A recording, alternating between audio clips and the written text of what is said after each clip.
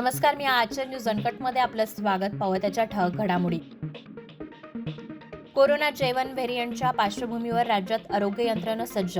एकनाथ शिंदे यांचे प्रतिबंधात्मक सूचनांचे पालन करण्याचे आव्हान.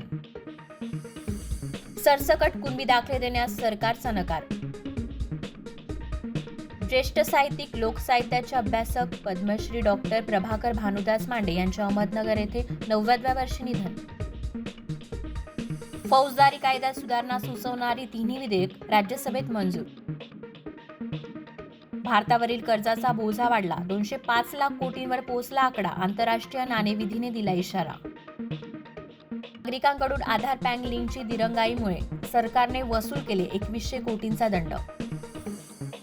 राहुल गांधी पुन्हा अडचणीत, पीएम मोदींवरील टिप्पणीवरून कोर्टाकडून कारवाईचे निर्देश.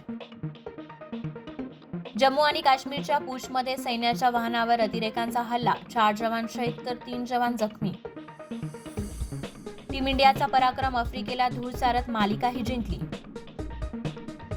आणि साक्षी मलिकची कुस्तीतून निवृत्तीची घोषणा. ब्रिजभूषण यांचे निष्ठावंत संजय सिंह यांना WFI अध्यक्षपदी निवड झाल्यानंतर केली घोषणा. धन्यवाद.